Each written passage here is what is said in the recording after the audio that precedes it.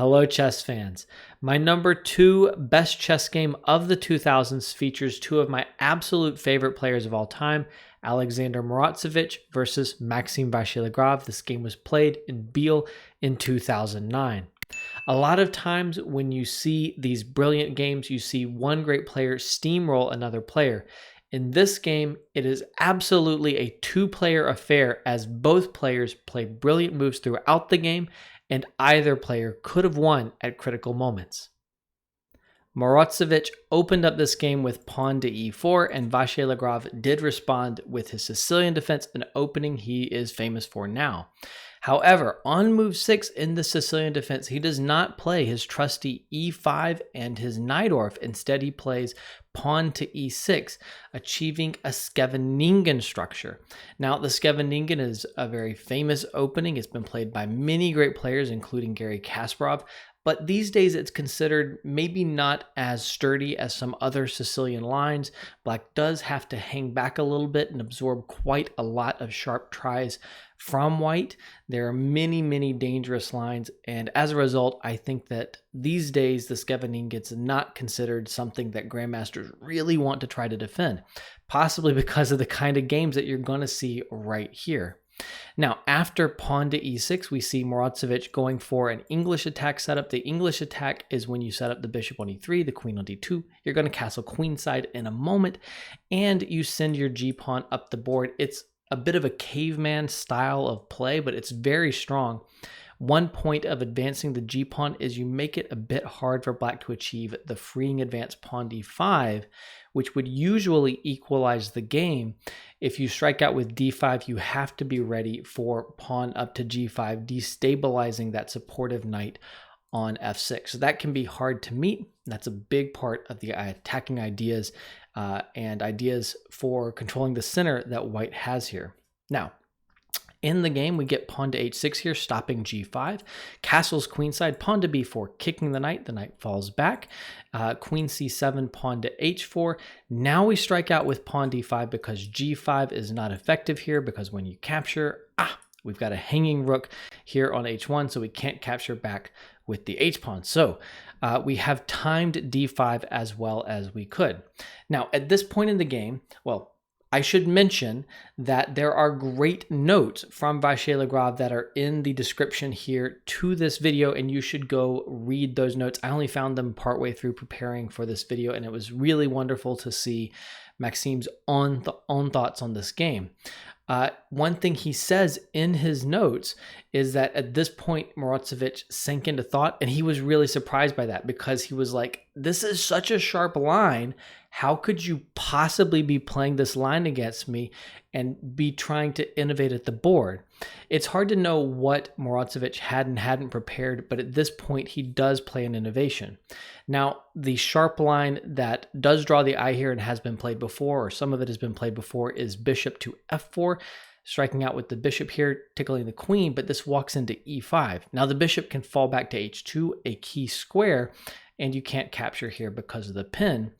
After a capture on e4, which looks like it's picking up a critical center pawn here, white can play g5, and after a capture on g5, you can capture back with the h-pawn because there's no pin, because our bishop went to h2, blocking the h-file. But now black can take on h2, eliminating that bishop that was making a pin, and because there's no pin anymore, we can capture on d4 with our e-pawn. This rook is now hanging to the queen, so the rook steps up, and I'm going to leave this position at crazy unclear. This is a fascinating position, and there are alternatives along the way for both players. However, in this game, for any number of possible reasons, Morozevich did not want to go into these lines, and instead he innovates. After pawn d5, he plays knight to f4. Now, at this point, Maxime Vachier-Lagrave comments that he steeled himself for the possibility of a painful defeat because this move is going to be very difficult to meet over the board. It creates a lot of dangerous attacking ideas, including mostly sacrifices on e6. So I find that fascinating that Maxime Vachier-Lagrave was aware at this point that there was a lot of risk, that he was going to have to walk a tightrope if he was going to survive this thing. And to best prepare himself for that challenge, he just accepted mentally the possibility that he could lose badly here because he's going to have a very difficult defense, but he's just steeling himself to put up the stiffest possible resistance. I think if you're afraid of losing, it's even harder to defend in a lot of cases. So I love that psychological note. Again, see Maxime's own comments to the game. They're really fascinating. So after knight f4, e5 now forks the knight. And now knight e6, which is kind of the point. We're going to sacrifice a knight here, but we are going to get a monster knight on e6 in return for it. After the queen moves over here to attack a2 and target a1, we are capturing on d5. We now have 2 pawns for the piece. Up, a2 fell, 1 pawn for the piece, but we have a big knight here, and after queen d3, we give our king some flight room so we don't get mated by a1, and we are threatening queen to g6, which is very, very dangerous. This is a critical moment in the game, and it seems that it's already at this point that Maxime makes a very subtle error, but it takes a lot of deep analysis from a computer to show that. In a later game, e4 was played, and Maxime comments that he did analyze this move during the game, but he couldn't quite make it work. In a later game by Grandmaster Sandipan, Black did win a crazy, crazy complicated game that continued like this. And after that, this line has not been played at the highest level. There might still be lots to discover in this crazy, crazy opening, but it seems to work out better for Black than it does for White. Although, again, crazy, crazy complicated chess play that could have gone either way in this game. I'm going to leave it here. You can look up the full game later if you want to. It's certainly worth doing so. In this game, Maxime did not play this e4 counterblow. And I should also mention one of the points of e4, by the way, is that you can't take here because this knight coming in here with the knights targeting f3 and e4, when they would control d2 and help threaten checkmates, is just too strong. This is winning for Black, and that's a critical point of e4. Maxime did not miss this. You can see his notes for his explanation of what he did and did not see. In this game, though, after queen to d3, the king tries to move up to f7, hoping it'll be a little safer here. And of course, now the queen can't get to g6. g5, the g-pawn is coming up the board. It's very dangerous. If you capture on g5 here, then of course the knight is capturing back with check, and the king can move back d6, and you're already threatening a very unpleasant mate here with queen c4 check. It is possible to defend with rook h5, giving yourself some running room, but this is still a dangerous position. White has a big initiative and more than enough compensation for the sacrificed piece in this line. In the game, after pawn to g5, the knight captured here on d5, eliminating that important d-pawn and targeting the now undefended knight here on e6. Also, please trade queens with me if at some point you would like to. You can capture on d5, but only if you're allowing a queen trade. Now bishop h3, and at this point Maxime realized this was getting tougher. He comments that, it was only after bishop h3 that he kind of realized the extent of the difficulties he was in, although he knew, of course, that the attack was very dangerous. He takes here on e3, knight takes e3, and now Morozevich plays knight to d8 check. So after knight to d8, it's worth pointing out that king g8 is just completely losing. This is easy to eliminate because of bishop e6 with a little fork here, and pieces fall. So that's pretty easy. King to e8 was possible, but it seems to be a little worse than the game. White is forced to go for a line that is winning here, although White has the option to basically enter the same line with the king on e7 in the game. In this line, what happens is with precise play, see the notes for full details, White is able to pick up the rook on a8, and even though you can have a check and even pick up this rook over here, ultimately your king cannot hold against a combined attack from that queen and rook. The black king is too exposed, and the two heavy pieces here are enough to deliver a checkmating attack, and white is winning. After knight d8 check, it was king e7 that was played by Maxime. Here, you can get almost the same line that we just looked at by playing bishop takes d7 in this position, but black has a few more choices because bishop takes d7 is not check. So there's few more choices. Maybe threw Morozevich off the scent a little bit. He didn't play bishop takes d7. He did instead play knight to c6 check, which is also strong, also winning, but it doesn't put away the game maybe quite as quickly and effectively. After king f7 here, there is a stunning, absolutely stunning winning line for white. The mind-blowing line here, and if you find this line, it's one of the most brilliant attacking wins for white of all time, is bishop to e6 check. Now, after bishop to e6 check, of course, the bishop must be captured, and you cannot play queen takes e6 because of knight d8. So that much is simple, right? However, after bishop e6, king takes e6 is very hard to refute. And the critical point here is the king has been pulled further into the middle of the board, and now queen g6 check is possible. The king was pulled away from the defense of this square. The king definitely feels trapped right here.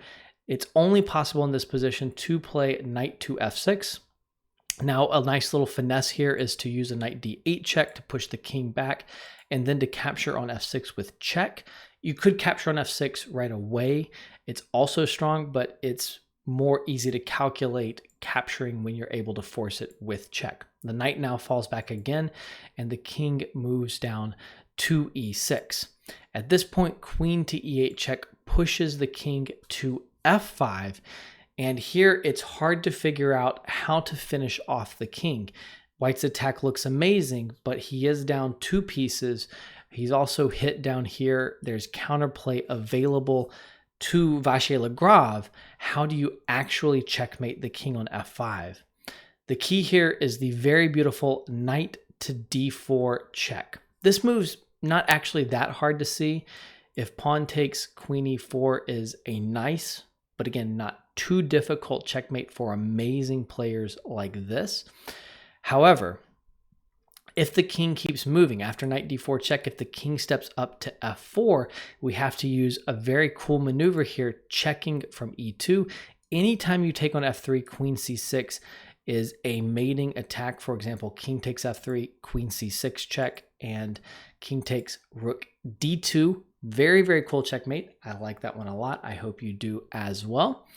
And if the king keeps running after knight e2 check, king back to f5, you use a little dance, and your knight has marched all the way over to h5 check here.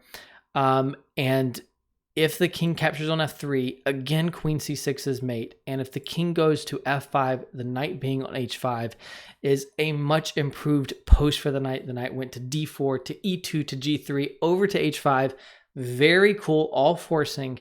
And now the finishing blow here is rook to d4. So after all of those calculations, you still have to find this move or the whole thing doesn't work. But if you find this move, it's crunch time. Here we are threatening knight to g3 checkmate. Again, you can't take the rook because of queen to e4 and checkmate. And just to be cool, I want to show that we have another kind of pointless checkmate threat.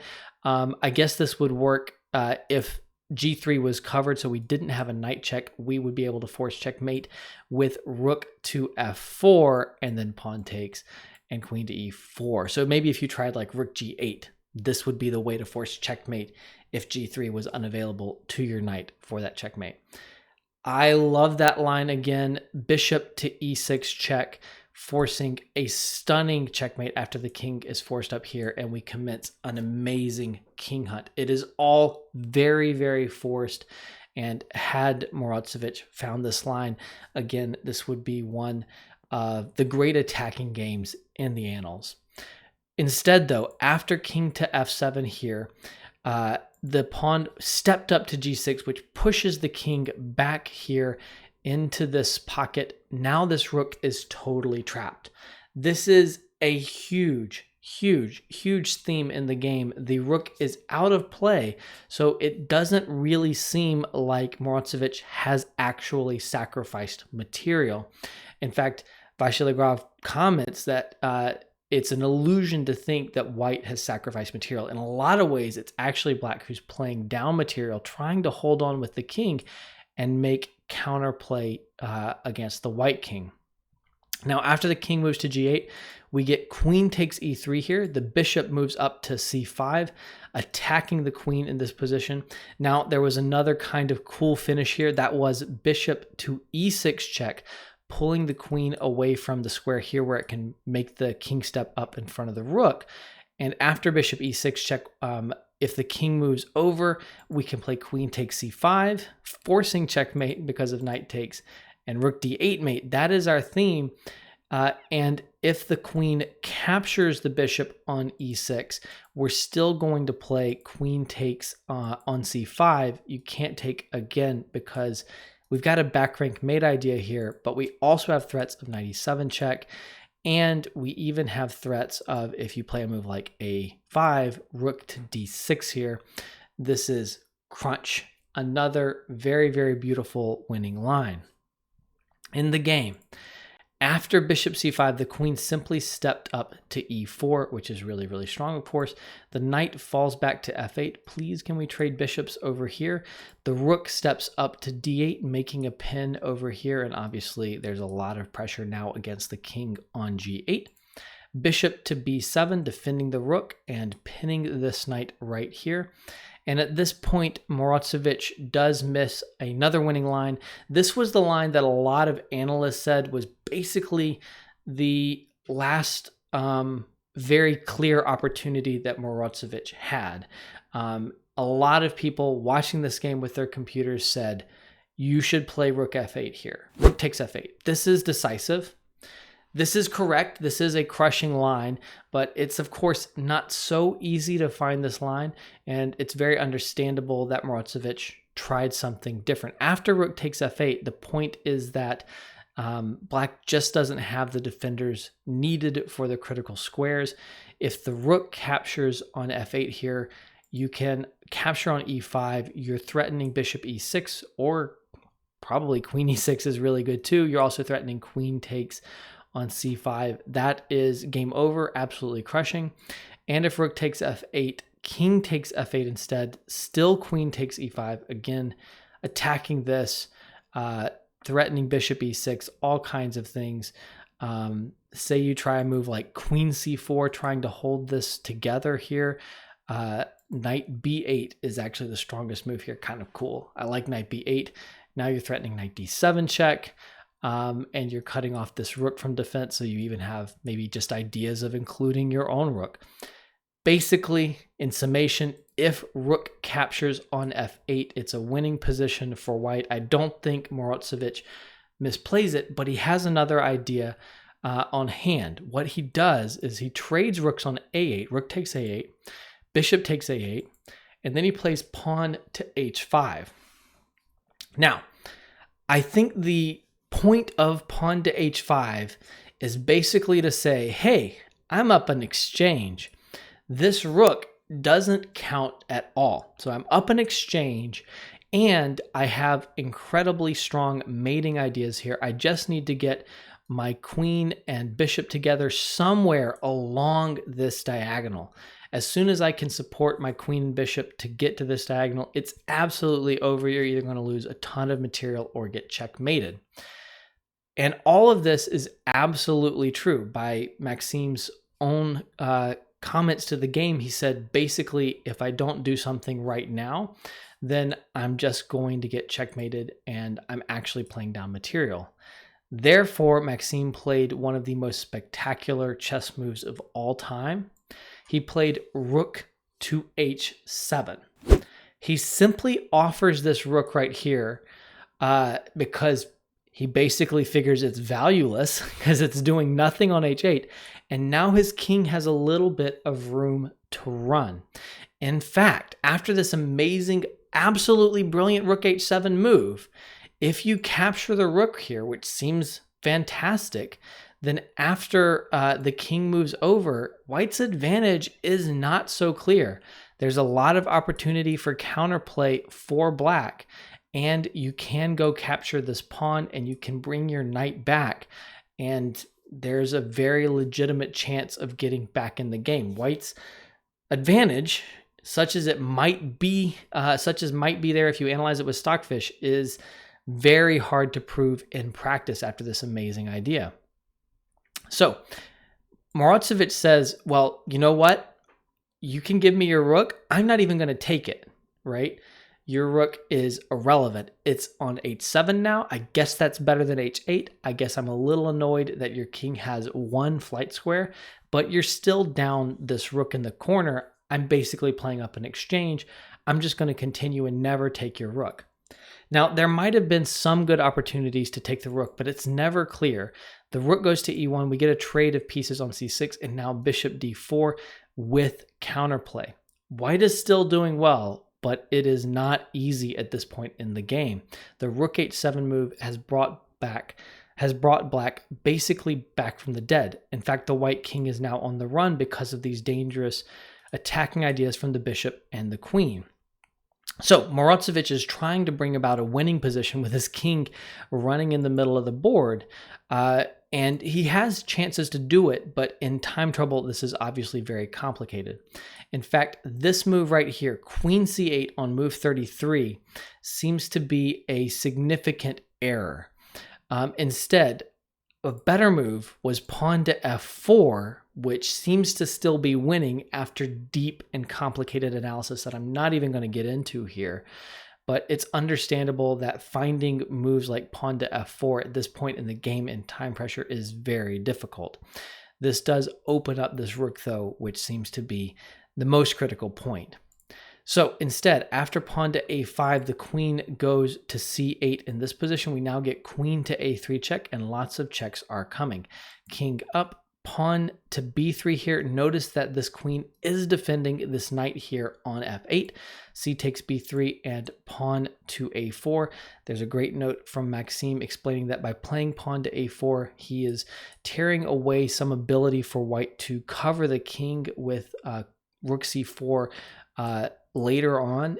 He's removing some critical defense from the white king. After pawn to a4, we get rook b1, queen to b4, setting up some discoveries by moving the bishop, queen to c4 here, and now queen check, queen d5, queen back to b4. We could maybe have a perpetual after queen c4, but queen d2. Maxime wants to continue the game at this point. Now, at this point in the game, kind of the salvation available to Morozevich was queen to c8. It seems very scary here to play queen c8 and allow this black queen a lot of checks against your king. You're even giving up this f3 pawn with check, but that is very possible here. After queen e3 check, king d5, queen takes f3 check.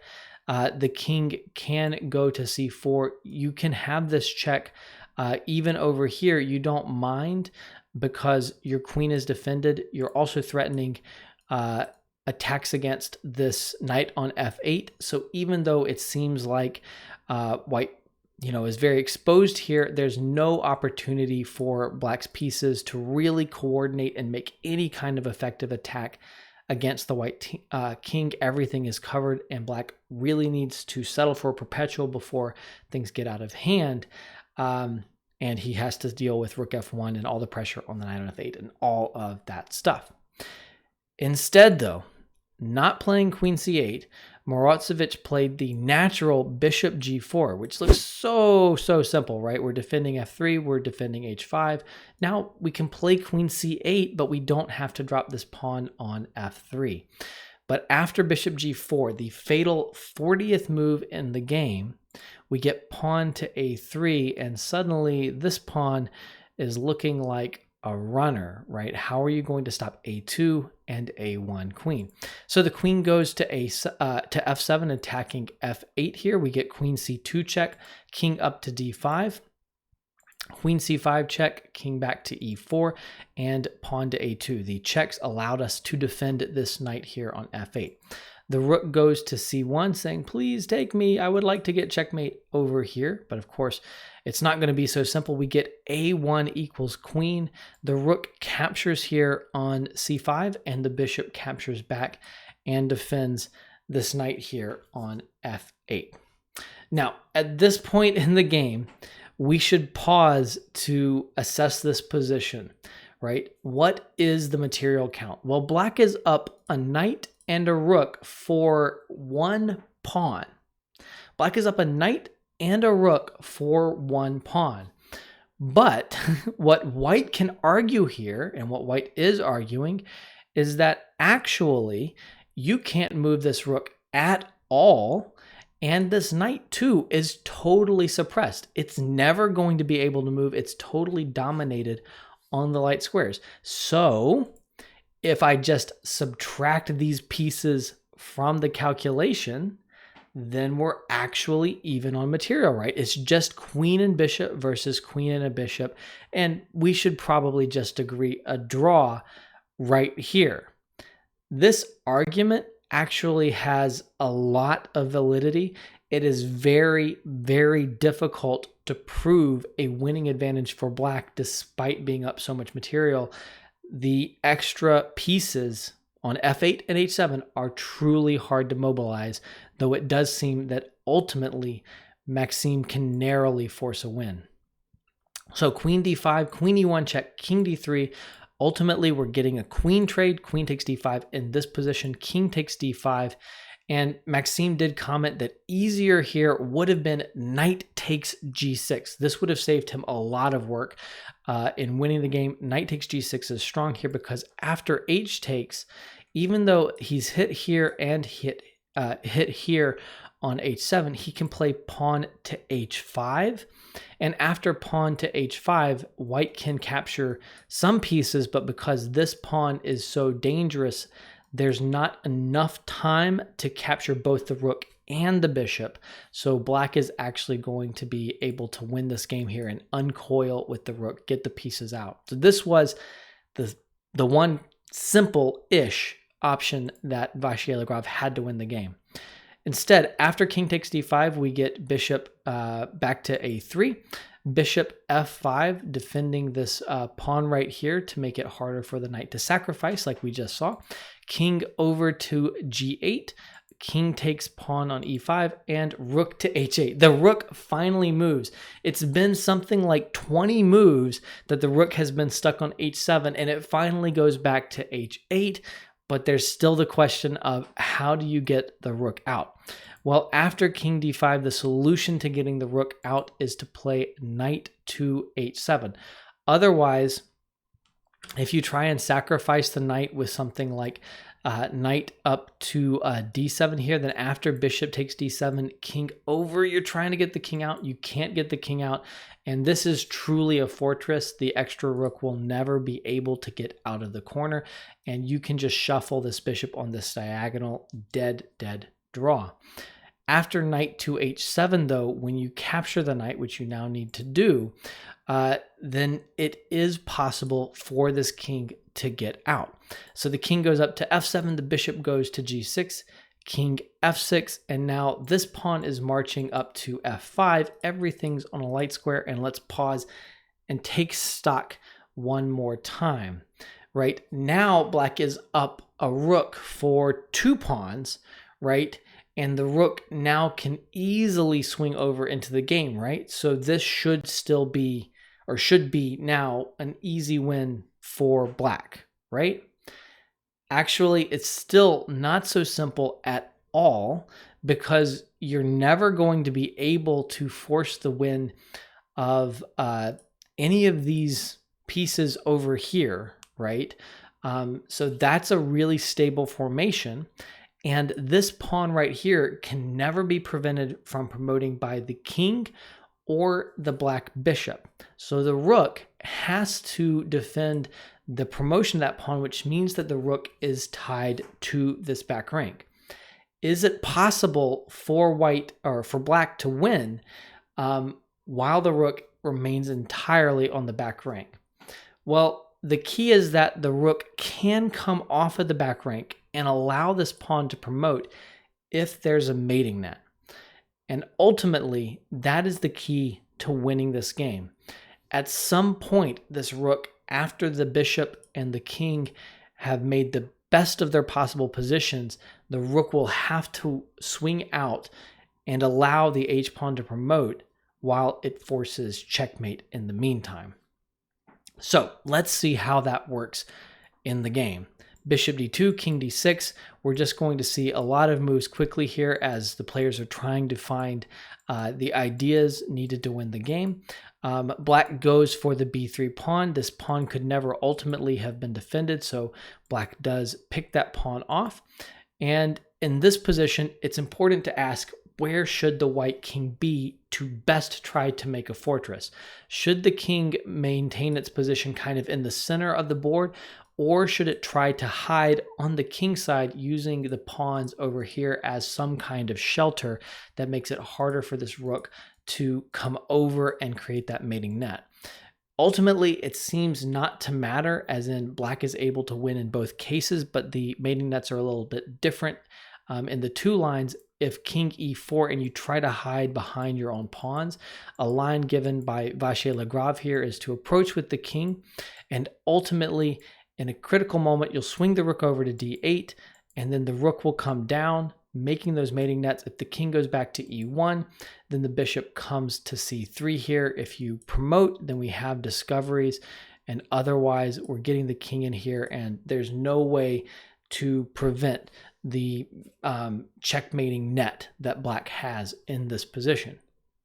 In the game, the king tried to maintain its position in the center of the board instead of hiding behind the pawns. So after king d6, bishop f6, king c5, king c3, king d6, king d4, king c6, the rook swings over here, king moves over to b6, king d5. We're starting to see some mating net ideas here, right? If king c7 was played in the game, now king c5. I like kind of the inverse mating net here as the king is pushed up against the black rook in this position. If the king went over to b7, then here there was the move bishop to e5, going for rook to b8 check when you're able to make a net with the king, bishop, and rook, no matter what white does. And it's helpful too that you're making this net without the rook even having to leave coverage of the h-pawn. Now, after king c5, instead of moving over because he realized, oh, this is too bad, I'm going to keep my king here so that I'm attacking the rook, and your bishop at least can't participate in a mating net, right? So I'm going to be attacking your rook. Your bishop is tied to its defense. But after bishop f7, if you're going to leave the king there, you're going to have to move the bishop. Now pawn to g5. Excellent move. We're sacrificing a pawn, but now it's much, much easier for black because the bishop is controlling the squares that the white pawns will try to move to. So this rook is now totally freed here because the bishop has perfect defensive duty in front of the pawns. The game finished with rook d6, bishop e8, bishop e5, threatening some great discoveries, king over, and then rook to b6 check, king back to c8, and king to d6. The mating net here can be king e7 and rook to b8. Faced with that, ultimately in this position on move 76, Morozevich resigned one of the absolute craziest and bizarre and beautiful chess games ever played.